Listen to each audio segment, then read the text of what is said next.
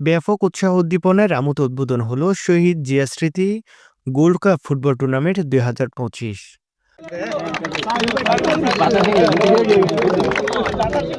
শুক্রবার ১৬ মে বিকেলে রামুখিজারি আদর্শ উচ্চ বিদ্যালয় মাঠে আয়োজিত শহীদ জিয়া স্মৃতি গোল্ড কাপ ফুটবল টুর্নামেন্ট 2025-এর উদ্বোধনী অনুষ্ঠানে প্রধান অতিথি ছিলেন বাংলাদেশ জাতীয়তাবাদী দল বিএনপির মৎস্য বিষয়ক সম্পাদক সাবেক সাংসদ লুৎফর রহমান কাজল।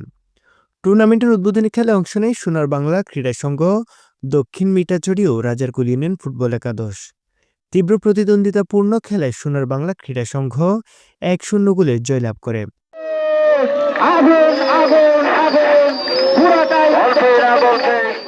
শনিবারের খেলায় মুখোমুখি হবে জোয়ারানালা ইউনিয়ন ফুটবল একাদশ ও কচ্ছপিয়া ইউনিয়ন ছাত্রদল একাদশ।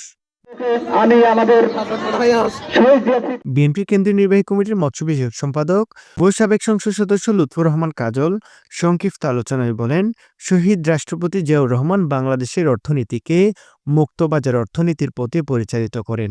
তার প্রবর্তিত অর্থনৈতিক নীতির ভিত্তিতে আজও দেশের অর্থনৈতিক কাঠামো পরিচালিত হচ্ছে। তিনি বলেন, জিয়াউর রহমান শুধু স্বাধীনতার ঘোষকই নন, তিনি এ দেশের অর্থনৈতিক ভিত্তি রচনা করেন। অনুষ্ঠানে সভাপতিত্ব করেন টুর্নামেন্টের আহ্বায়ক মিথুন বুড়া বুথাম। উদ্বোধক ছিলেন কক্সবাজার জেলা স্বেচ্ছাসেবক দলের সদস্য সচিব ও জেলা জিয়া স্মৃতি সংসদের সভাপতি সরোয়ার রুমন।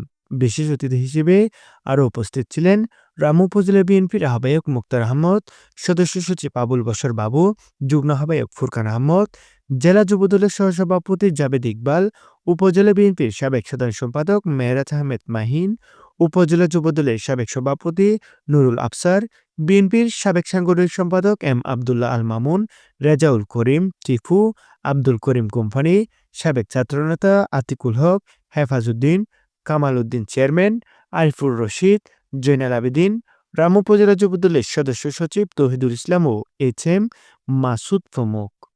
আয়োজকরা জানান, এই টুর্নামেন্টের মূল উদ্দেশ্য হচ্ছে তরুণ প্রজন্মের মাঝে শহীদ জিয়াউর রহমানের অবদান তুলে ধরা এবং খেলাধুলার মাধ্যমে যুব সমাজকে ইতিবাচক পথে পরিচালিত করা। নিউজ ডেস্ক, রামু খবর 24।